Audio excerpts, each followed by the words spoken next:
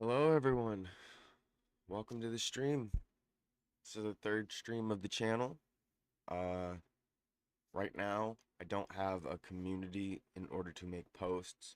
So, unfortunately, at this time, the only way you guys are gonna know that I'm live is if you happen to just hop in and see that I'm live. Um, but yeah, God bless you. I hope you guys are having a wonderful Sunday so far. Yeah, I figured we'd just jump straight into it. Uh, we left off yesterday on the Chronicles of the Kings, I think it is, the Book of the Kings. We're actually gonna jump away from that. We're gonna start at Psalm. Um, I don't know. I feel like maybe this is probably what I should have been doing to begin with. I thought that I would have to. I thought it'd be a good idea to start reading the Bible from the very beginning. Um, However, aside from certain points, for the most part, it's been just reading material for me. And I don't mean I'm taking the whole Bible as just a reading material. I mean what I've read up until this point. Like I said, we're jumping from Kings all the way to Psalms. So we are gonna be jumping through a lot. But this is book one, Psalm 1. Blessed is the man that walketh not in the counsel of the ungodly, nor standeth in the way of sinners, nor sitteth in the seat of the scornful. But his delight is in the law of the Lord, and in his law doth he meditate day and night. And he shall be like a tree planted by the rivers of water, that bringeth forth his fruit in his season. His leaf also shall not wither, and whatsoever he doeth shall prosper. The ungodly are not so, but are like the chaff which the wind driveth away. Therefore the ungodly shall not stand in the judgment, nor sinners in the congregation of the righteous. For the Lord knoweth the way of the righteous, but the way of the ungodly shall perish. Which, if there's any of you who are hopping in here who don't know the Bible, don't follow Christianity, maybe it's a choice, maybe it's just the way you were raised. Um, but that right there is pretty much saying, like, we don't know what we're doing. Only God knows what to do. And if we try to do anything other than what God tells us to do, we're going to fail, we are going to fall, and it's going to cost us our eternity.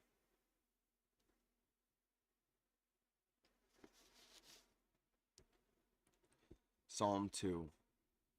Why do the heathen rage and the people imagine a vain king? The kings of the earth set themselves, and the rulers take counsel together against the Lord and against his anointed, saying, Let us break their bands asunder and cast away their cords from us. He that sitteth in the heavens shall laugh, the Lord shall have them in derision. Then shall he speak unto them in his wrath, and vex them in his sore displeasure. Yet have I set my king upon my holy hill of Zion. I will declare the decree. The Lord hath said unto me, Thou art my son. This day have I begotten thee. As of Ask of me, and I shall give thee the heathen for thine inheritance, and the uttermost parts of the earth for thy possession. Thou shalt break them with a rod of iron. Thou shalt dash them in pieces like a potter's vessel. Be wise now, therefore, O ye kings, be instructed, ye judges of the earth. Serve the Lord with fear, and rejoice with trembling. Kiss the Son, lest he be angry, and ye perish from the way, when his wrath is kindled but a little. Blessed are they, blessed are all they that put their trust in him. Psalm 3 says, a psalm of David when he fled from Absalom, his son.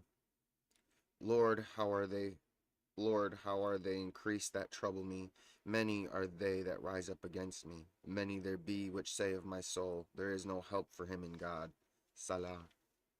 But thou art, but thou, O Lord, art a shield for me, my glory and the lifter up of mine head. I cried unto the Lord with my voice, and he heard me out of his holy hill. Salah. I laid me down and slept. I awaked, and I awaked, for the Lord sustained me. I will not be afraid of 10,000s of people that have set themselves against me round about. Arise, O Lord, save me, O my God, for thou hast smitten all my enemies upon the cheekbone. Thou hast broken the teeth of the ungodly. Salvation belongeth unto the Lord. Thy blessing is upon thy people. Salah. To the chief musician, hear me when I call, O God of my righteousness. Thou hast enlarged me when I was in distress. Have mercy upon me and hear my prayer. O ye sons of men, how long will ye turn my glory into shame? How long will ye love vanity and seek after leasing? Selah. But know that the Lord hath set apart him that is godly for himself. The Lord will hear when I call unto him. Stand in awe and sin not. Commune with your own heart upon your bed and be still. Salah. Offer the sacrifices of righteousness and put your trust in the Lord. There may be many that say, who will show us any good, Lord? Lift thou up the light of thy countenance upon us. Thou hast put gladness in my heart, more than in the time that their corn and their wine increased. I will both lay me down in peace and sleep, for thou, Lord, only makest me dwell in safety. Give ear to my words, O Lord, consider my meditation. Hearken unto the voice of my cry, my King and my God, for unto thee will I pray. My voice shall thou hear in the morning, O Lord. In the morning will I direct my prayer unto thee, and will look up. For thou art not a God that hath pleasure in wickedness, neither shall evil dwell with thee. The foolish shall not stand in thy sight. Thou hatest all workers of iniquity. Thou shalt destroy them that speak leasing. The Lord will abhor the bloody and deceitful man. But as for me, I will come into thy house in the multitude of thy mercy, and in thy fear will I worship forward thy holy temple.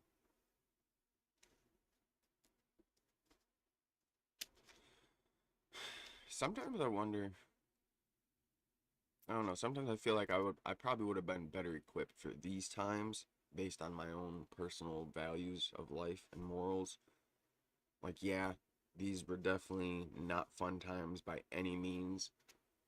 But I don't know, like, a small part of me feels like, in a sense, I would have thrived more in that life than I am in this one. And I don't know why. I think that ties into that, like, almost universal feeling that you don't belong.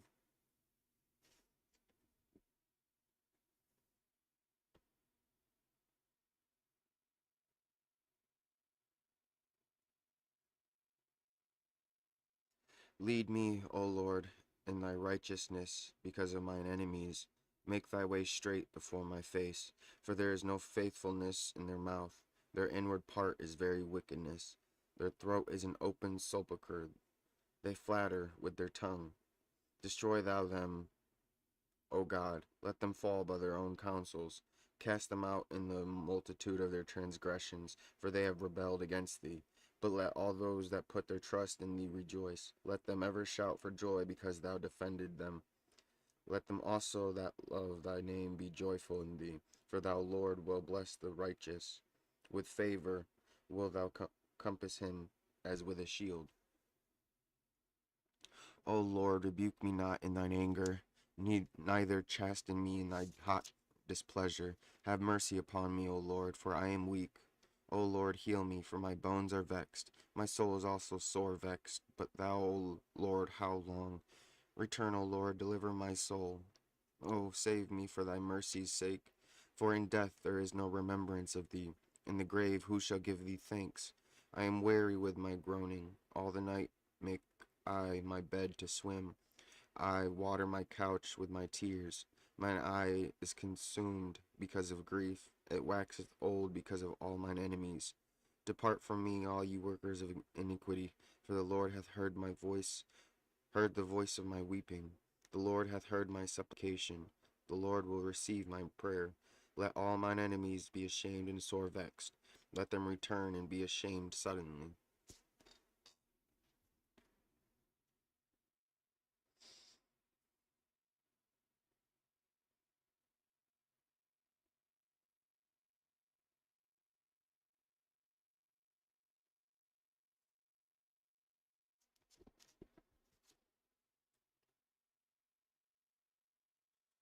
I don't know what I'm supposed to say to God when I pray.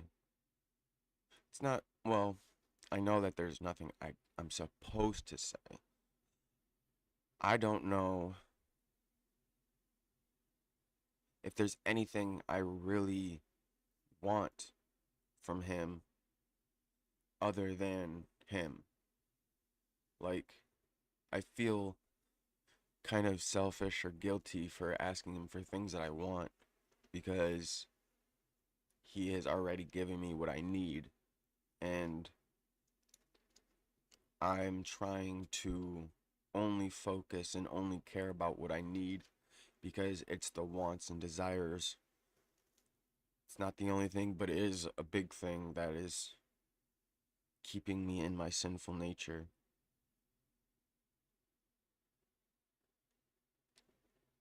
But I don't know what I don't know what I should ask for help for that, you know? It's like when what you want is actually what you need, and when you get everything that you need, what is there to ask for? Right now, I feel like I'm in a spot in my life where I don't want to ask God for anything. I just want to experience and live this life that He gave me.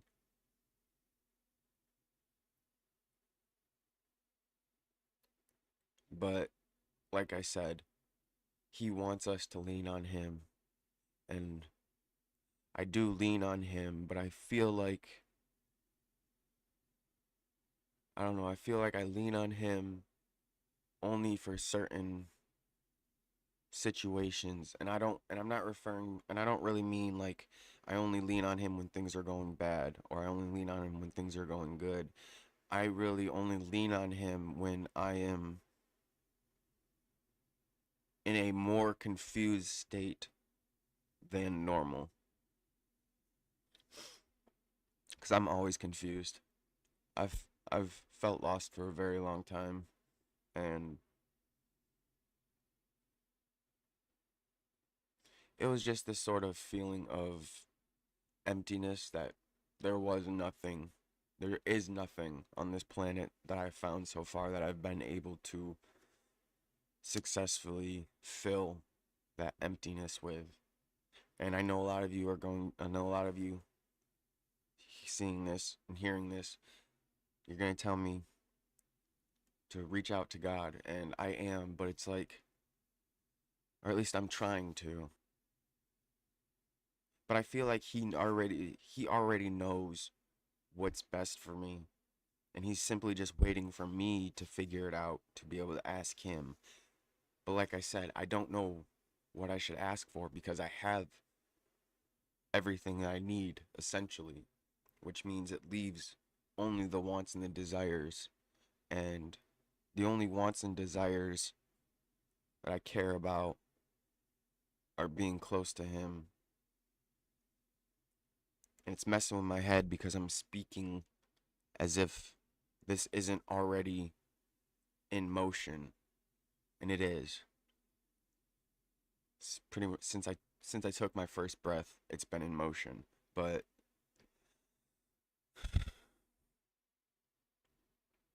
this is where my issue of not wanting to have free will. I want to use my free will to give up to give up my free will completely and wholeheartedly to Jesus. I want him to just take absolutely control of my life. I want him to tell me where I need to go, what I need to do, what I need to eat, when I should sleep, when I should drink water, like absolutely everything. I am okay with being, in a sense, controlled, even though I know that it's not control. And by me wanting that and God giving that to me, it's still impossible for him to take control because of the fact that I have free will. And it's my free will that is giving me the inspiration, or it's giving me the thoughts that I have about just wanting to give up free will. Like, wanting to give up your free will is actually an act of free will. And that's where, for me, it gets challenging, it gets confusing. Because I'm glad I have free will. Don't get me wrong. Like, yeah, there are places, people are born in places on this earth where free will essentially is a social construct. It is a privilege given to you. So it's like, I know I'm not trying to take advantage of that in the wrong way, but I'm trying to take advantage of that because that is a gift I was given.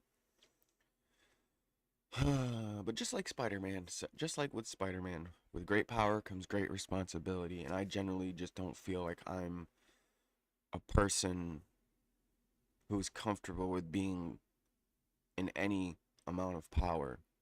Any power that I have comes from God, and it's God's power. It's not mine at all. So it's like,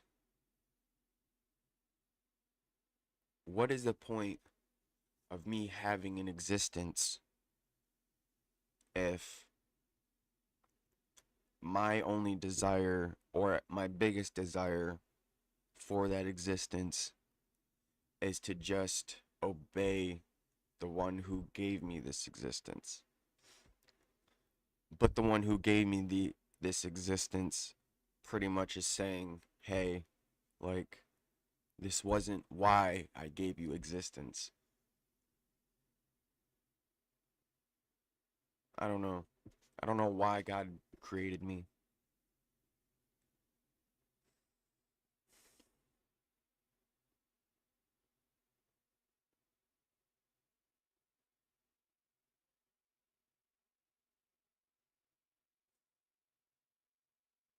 I'm not mad that he created me.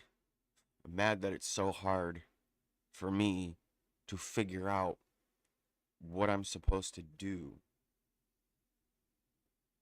Because in reality, I feel like for the most part, I have been doing what God expects in terms of how you're supposed to live your life. I'm not saying I don't sin. I'm not saying I don't give in to temptation. I do. I'm flawed. We all are. But I'm saying that for the most part, I try to live by the guidelines that God gives us. I try not to judge people. And if I do judge people, I try very hard to judge them only on their actions because I understand no matter how bad of a person that person is viewed, I understand that in reality, it's not the person that's bad. It's the choices that we make. It's the actions that we take that are bad, and therefore, they shine us in a light that is not concurrent with what is real. But also at the same time, it's like when we go to, if we are unfortunate enough to end up in hell, I sit here and question myself now about if I'm a bad guy, how much of a bad person I am, or how much of a good person I could be or I should be. And it's like, I'm only asking these questions because I'm in the flesh, and the flesh is limited in its knowledge and its abilities. But I'm going to know without a shadow of doubt that I'm where I deserve to be, wherever I end up after this life. And my biggest concern, my biggest regret that I'm currently presently working through is living a life that I thought I was supposed to live, incorporating the Lord, both himself and his law in my life. I go through life, doing what I think is right, And then I get to the other side and I'm in my life review, or you know, however the process is going to go when it is my time. But my biggest thing is ending up there and then God saying, I gave you a chance, multiple chances. For some reason, you just didn't take them. So now I'm leaving you.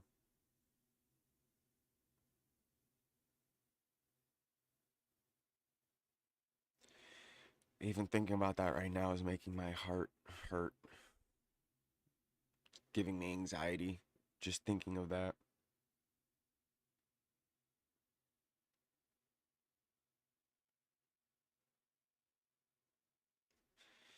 Yeah, um, that'd probably be the hardest thing. And right now, the one thing that is keeping me going is the fact that I still, I don't want to say I have a chance, because I know I don't. I still have time. And also, another thing that keeps me going is even though I have a hard time hearing God in the way that I want to hear Him, I also don't feel like He's not here. Like, I don't feel close to Him necessarily, but I also don't feel like He's left. And I think it's because of that, it's helping me, like, stay on this path.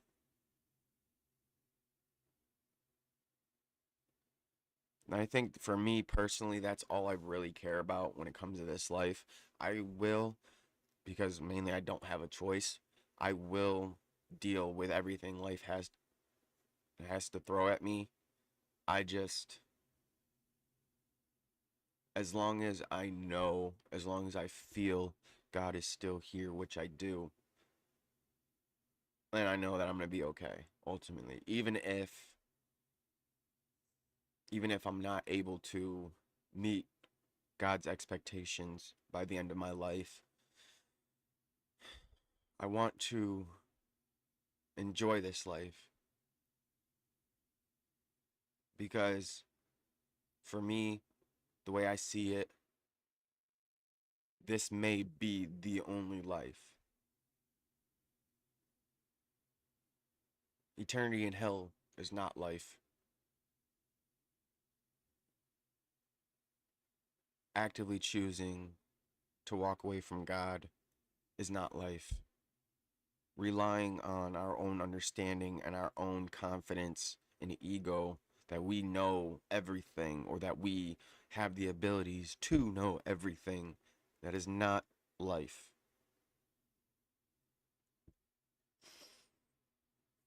And I'm man enough to say that I am ignorant.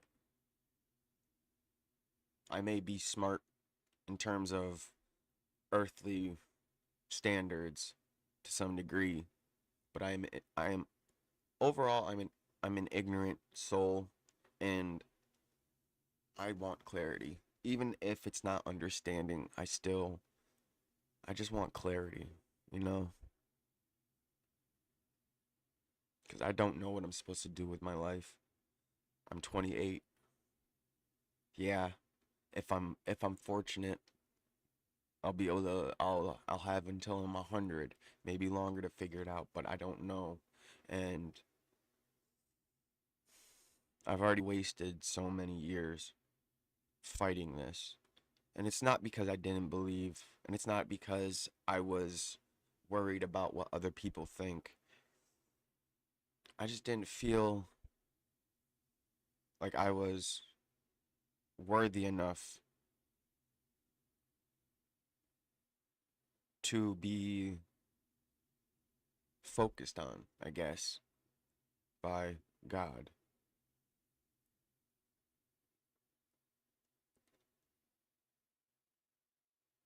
for a long time, my thinking was God God lets me live my life the way that I want to until till he knows that I'm doing something, that I'm starting to do things that will ultimately turn me away from him forever. And I feel like that's when decides he's going to step in. Like, I'm not saying he's leaving. I know he's here. He's even here as we speak. He's listening to these words. But I feel like he's letting me live my life, and he only will step in when he knows that I'm in the process of doing something that is going to hurt me more than help me.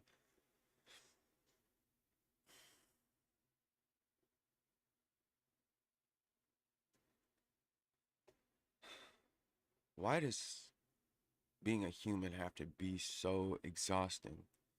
It is so simple and yet so complicated. We are the simplest, we are possibly the simplest creatures on this earth. We are the simplest living organisms on this earth. But we've made it our mission to normalize the abnormal. We've made it a mission to, instead of forcing the world to adapt to us, we adapted to the world.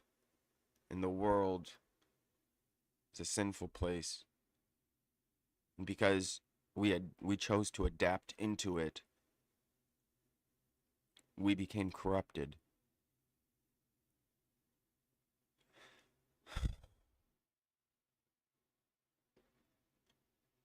And I kind of hate myself for falling into that trend, or into that chaotic, I don't know what the word is. I don't want to say lifestyle, life choice. Chaotic life. I guess we'll just say it like that. That's another reason I want to give up my free will. I don't want to have free will. I want to use my free will to give up my free will to God, because I don't trust myself. God may trust me, but I don't. I don't trust myself. And if I can't trust myself, how can I expect to be able to be a positive force in this world, instead of just being another problem, another factor to the issue, as opposed to an aspect of the solution? And this, again, as I'm saying this out loud, I'm realizing this again is me trying to lean into my own understanding of things. But Jesus said there are things in the Bible that's not going to pertain to all of every aspect of our life, every moment. And I think the same thing applies with the questions and the answers that we have and desire. Like, yes, we may have them. Yes, we may feel like they have some sort of value to it, even if it's only a personal value. But in actuality, there are just things we're not meant to understand. We're just supposed to live with them. We're not supposed to understand why why plants create oxygen. We're not supposed to understand why plants are the things that are pretty much keeping humans alive. I think we're just supposed to understand that that's the way it is, and figure out how to build life around that, you know? Like, there's a lot of things we don't understand, and maybe that's for a reason. I was actually having this conversation yesterday with someone, and they were talking about the whole flat earth theory, and they were saying how they think that the earth is round, but humans only populate a small fraction of the land. Like when you look at Earth from space, my friend thinks that it's like the top half of the Earth that you see. That's pretty much where all the people are. And then the whole underside of the Earth, there's nothing. And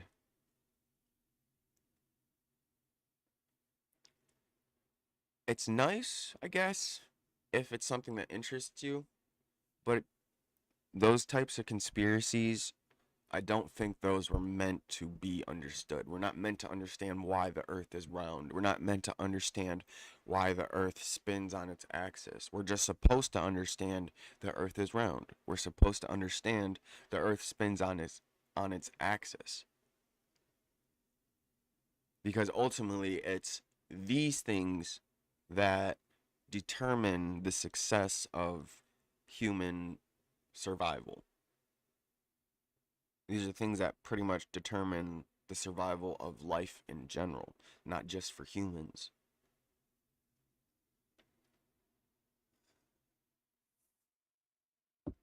But I think there are things in this world and about this life that we are not meant to understand.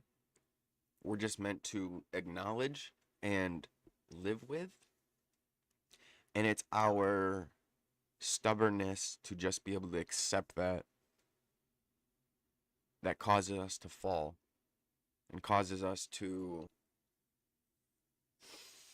and as a whole, we'll just call it sin because, of course, everyone knows there are hundreds upon thousands upon millions different types of sin. So, as a whole, we'll talk. When I say sin, I could be referring to just the way uh the way society's perspective on the world has changed. Not necessarily for the better, not necessarily for the worse, but just in general. There are things we're meant to know, and then there are things we're not meant to know simply because they will not have an effect on our life.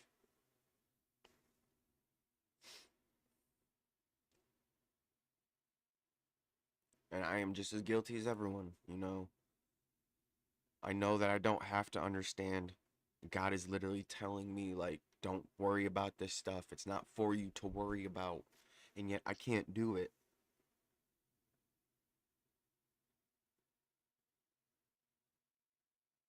It's hard. I want to understand. Even though I know ultimately it's not going to have an effect on me, still, I want to understand.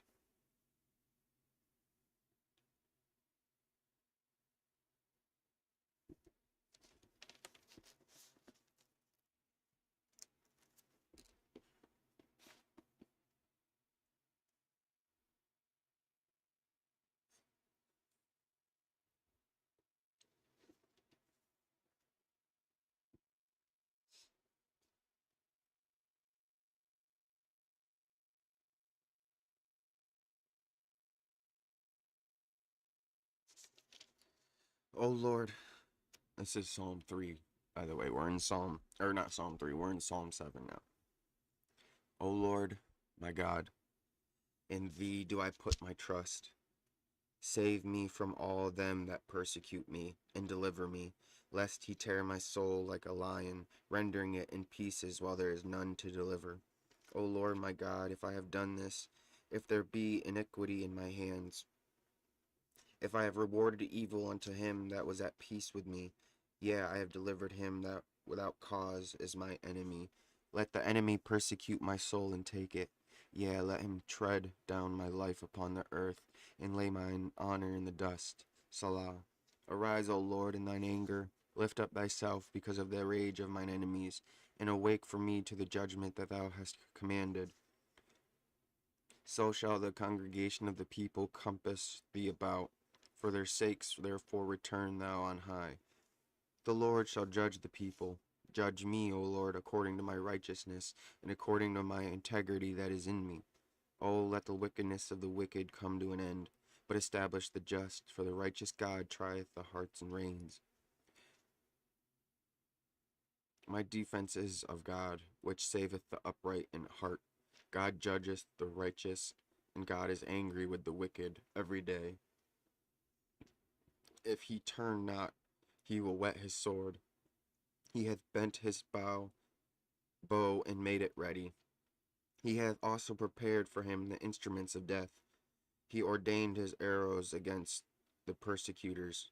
Behold, he travelleth with iniquity, and hath conceived mischief, and brought forth falsehood. He made a pit, and digged it, and is fallen into the ditch which he made. His mischief shall return upon his head, and his violent dealing shall come down upon his own plate. Upon his own pate? How do you guys pronounce that? P-A-T-E? I will praise the Lord according to his righteousness, and will sing praise to the name of the Lord Most High. Our Lord, how excellent is thy name in all the earth. Who has set thy glory above the heavens? Out of the mouth of babes and sucklings hast thou ordained strength because of thine enemies, that thou mightiest still the enemy and the avenger. When I consider thy heavens, the work of thy fingers, the moon and the stars, which thou hast ordained, what is man, that thou art mindful of him, and the Son of Man, that thou visited him? For thou hast made him a little lower than the angels, and hast crowned him with glory and honor. Thou madest him to have dominion over the works of thy hands. Thou hast put all things under his feet, all sheep and oxen, yea, and the beasts of the field, the fowl of the air, and the fish of the sea, and whatsoever passeth through the paths of the sea. O Lord, our Lord, how excellent is thy name in all the earth.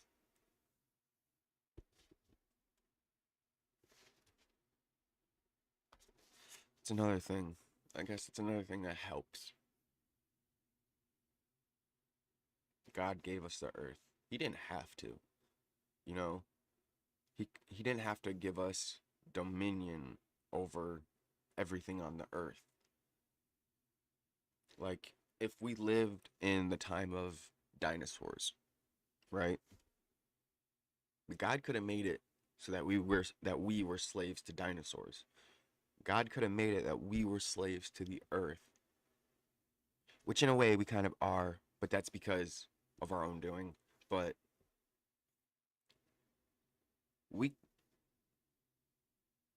yeah, he didn't have to do this. He wanted to. And I think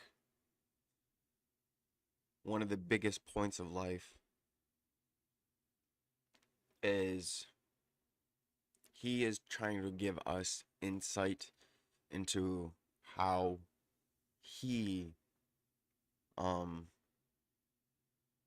he creates and manages the world. So it's like the things that we do here on earth because we think are what needs to be done, he already knows what needs to be done, and therefore he can just go and do it. But he didn't have to give humans the control of the earth that he did. Like, if you think about it, our pets, right? We could have ended up being servants to them.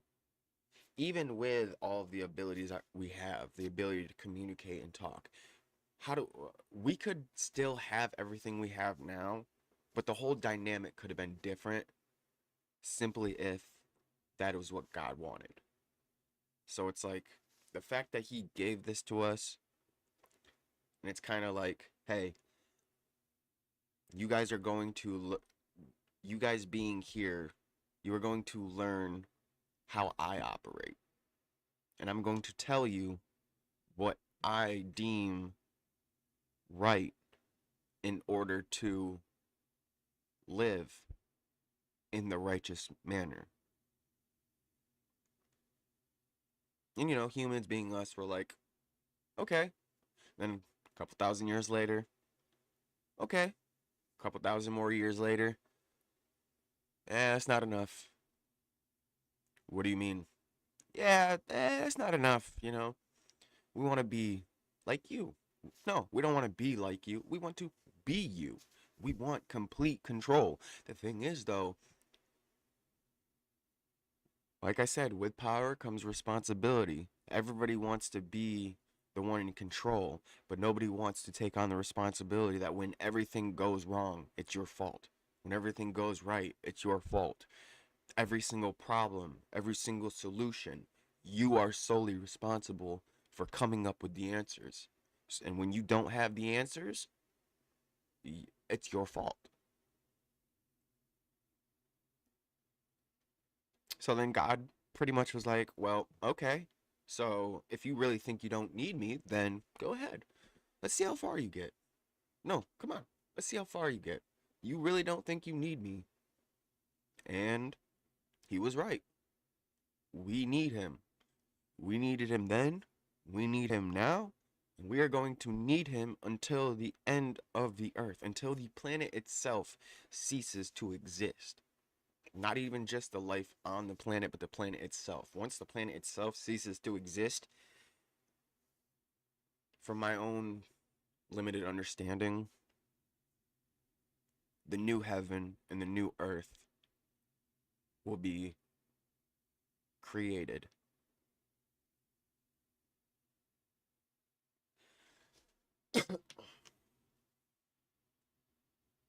We're there. He gave us he gave us the gift of control, and we pretty much spat in his face and we were like, we don't want it. We asked for it. He gave it to us, and now we want to give it back.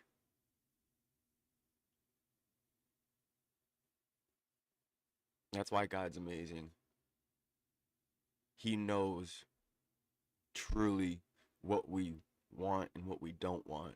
And even when we ask for things that we think we want, he knows whether or not that's true and acts according. Just for example, I was engaged. Unfortunately, it didn't work out. I am I'm the type of person I don't believe in things like one night stands. I don't believe in friends with benefits. I don't believe in things like that. And I feel like if I'm in a relationship, I'm going to give it 100%. And the thing that contradicts that is my age. And it's not just with me, it's just a generalization. Like, if you're young, you can't possibly know what you want in terms of love and like all of that. And people tell you, oh, don't rush into it. You'll have plenty of time. I know I'll have plenty of time, but I don't want to use that time looking if I've already got it. I want to use that time to enjoy what I have, you know? And so I take relationships seriously to the point where I'm talking about marriage on the first day.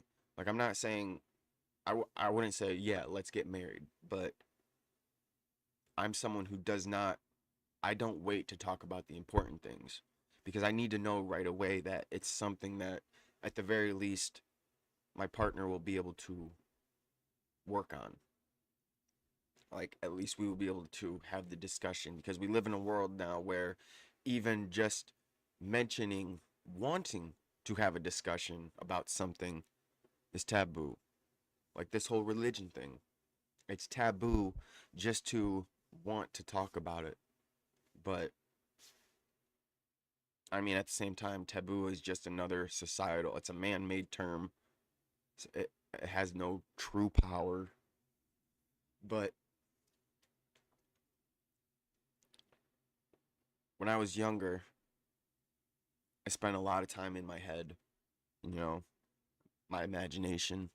And one of the things I would definitely focus on, kind of like trying to manifest it, is like my soulmate, the perfect one for me in this life. And I found her when I was 17. And this is where people say, "Oh, well, it probably didn't work out because you rushed into things. You took things too seriously instead of just enjoying life and being young." And it's like, I that's what I want when I'm young. I want that seriousness in my life, especially if something like a relationship. But either way, I keep getting off track. I found her when when we were 17, and I jumped headfirst into the relationship, giving it 100%. And the problem with me, I don't ever, I don't feel like I ever do enough. Even if I do everything that is asked and then some, I don't know why, but for me, it's just not enough. Especially when it comes to relationships, like I have to be perfect. Oh, hold on, bruh.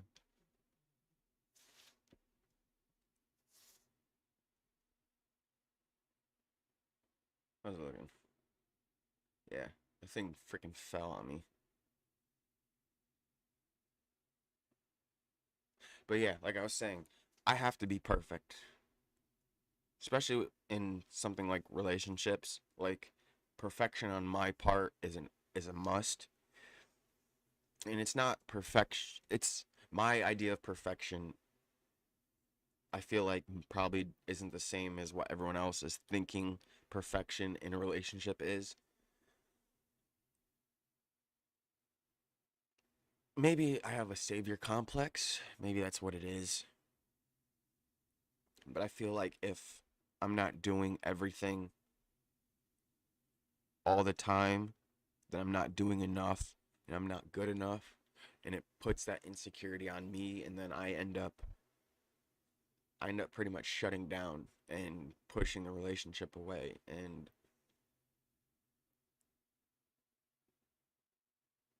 that's ultimately what I did with the one that I found.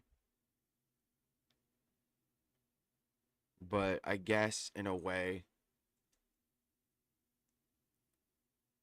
it not working out was meant to be, because it wasn't until a little while after the relationship ended when we were actually able to sit down somewhat and talk about the things that we weren't able to talk about in the moment, in the heat of the moment when the relationship ended. And I found out that my desires for having a perfect relationship, for being, for trying to start that part of my life so early on, they weren't necessarily ready or expecting to find that as soon as they did. And ultimately it ended up being one of the things festering over time that contributed to the end of the relationship. And it's like we think we want things until we get them, and then when we get them, we don't know what to do with it. Like a there was a can't remember. I think it was a comedian. Maybe it was Robin Williams. But I remember there was something, and they were talking about them not being able to do something, and they used the analogy of being a oh no, it wasn't a comedian. It was the Joker. Heath Ledger's Joker from The Dark Knight, when he was in the hospital with Harvey having the conversation, and he's like, "I'm a dog chasing a car. I wouldn't know what to do with it once I caught it." Like, I felt like when I heard that, that hit me deeply back then. But I seem to have put it in the back of my mind or have forgotten about it pretty much up until now. But that's pretty much what this is. It's like we ask for things because we think we want them, but it's only when we get them that we realize it's not what we actually wanted. And I think that's why God makes it such makes such a point to make sure that we are actually doing the research, the understanding behind the desires that we have. Because A lot of what we have, a lot of the goals that we have only reveal their emptiness after years of wasted pursuit. It's not my quote. I can't remember if it's in the Bible. I was actually watching another another Christian channel, reaction channel, I think it is. I think that's what the dude's channel is, but he was talking about that based off of the video he was doing. He had brought that quote up, and I think it's a really good quote because it is so true. And this is where we struggle as humans in our careers and in our lives and in our relationships and stuff. We seek things that we think we want because the world shows us that that's what we should desire. But then when we actually get that, we don't feel satisfied. So we end up wanting more, and more and more and more.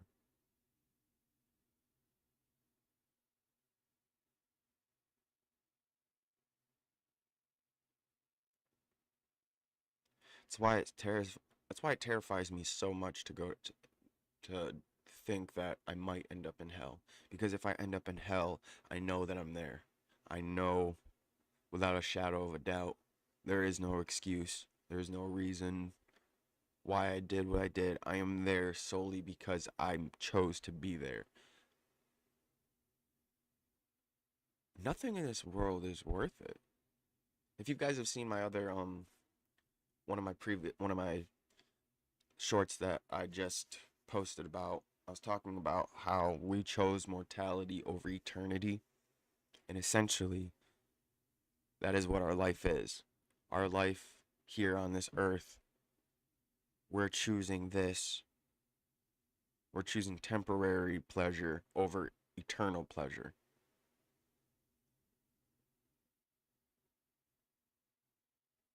When I think about this, man, the only thing that when I think about these kind of things, the first thing that pops into my head is we're doomed. I'm even more doomed because I know this stuff, and yet for some reason I can't actively just stop. I can't stop. I can't just stop sinning the way you can shut off water in a faucet. And every time I think about these things, the very first thought is I need to get away from society. I need to get I need to go off grid, so to speak. Go be one with nature and stuff because if I stay a part of this life, I'm going to ultimately screw myself in the long run. And if this ultimately ends up being the best life that I get to experience for eternity, I don't want to waste it. I don't want to waste this life doing things that ultimately are just going to be for the moment. And when I learned through watching testimonies and stuff, when I learned that souls, the human souls that are on earth, we actually start off in heaven, make a decision to come to earth to learn, experience hardships and stuff, and then we go back. Ever since I learned that, I have been longing to get back home. But I feel like this life itself is corruption. And I feel like I made a mistake coming down here. Because right now, in this fleshly body, my thoughts are telling me, you were in heaven already. You had paradise. You wanted to learn more. God showed you there was a way to learn more by coming down to earth, living as a human, all of that. And I was like, you know what? Let's do that. I want to go down to earth. I want to experience hardships. I actively chose to potentially give up eternity. That's why I'm mad at myself. Why? I'm spending this life trying to get back to that place of paradise, but something's telling me that my choice to come here was the very reason that corrupted my chances of making it back to paradise. How how is someone supposed to live with that kind of knowledge? Like they say self-awareness brings they say being self-aware as much as it is a blessing is just as much of a curse because when you're too smart for your own good, everything becomes less valuable than what it would be if, say, you lived in ignorance. And I think there is such thing as a self-awareness in the spiritual in this within the spiritual aspect, and I don't know what it is. I don't know what made me aware of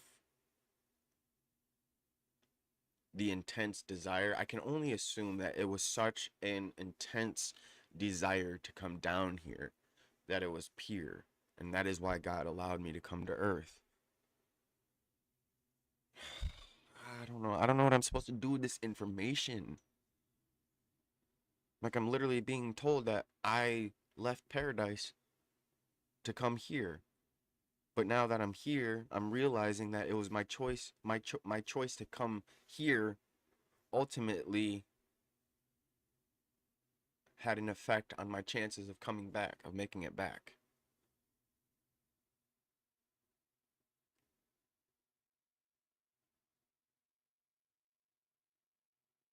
I don't know if I should say something.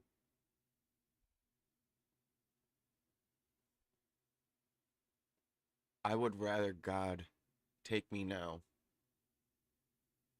than to live a whole life and then it all be for nothing in the end. Like if I do end up going, let's just say, because I don't like saying it, but if I don't get to heaven, this life ultimately was a waste of time. And if God knows that right now, in this moment, if he knows that I am a lost soul to him,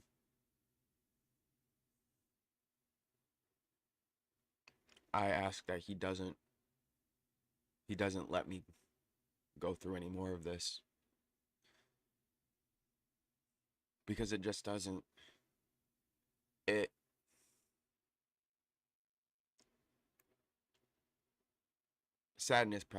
sadness is like an understatement.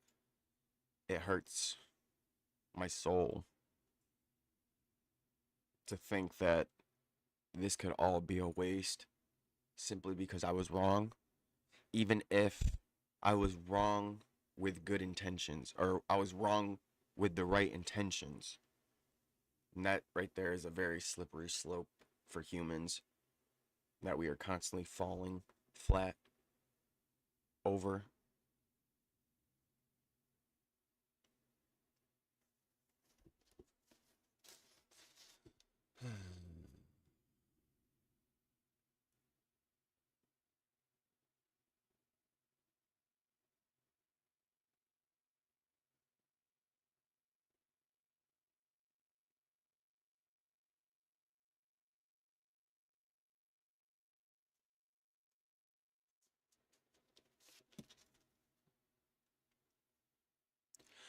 I hope you guys have a great rest of your Sunday, whatever time it is you're watching this. Um, I appreciate all the support. I know you guys probably aren't going to see this until my channel starts to grow more, but if you happen to and you can relate to any of this, or maybe you have some wisdom that you would like to impart on me, please do not hesitate. The streams will be left. They will have their own category.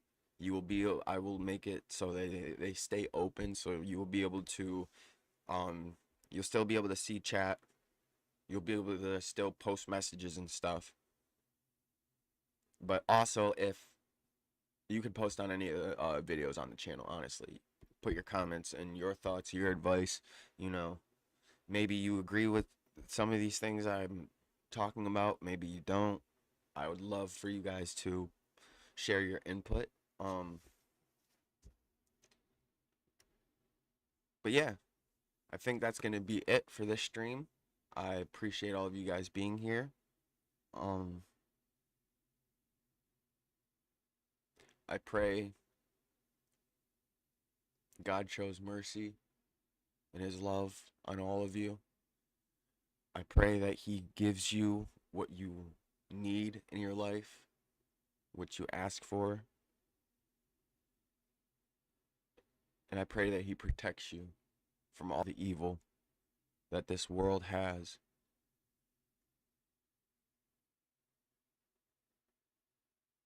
May you have a great day, a great week, a great month, a great year. May you receive everything you want, everything you ask for, in the name of the Lord. And yeah, I love you guys. And I will see you guys in the next one.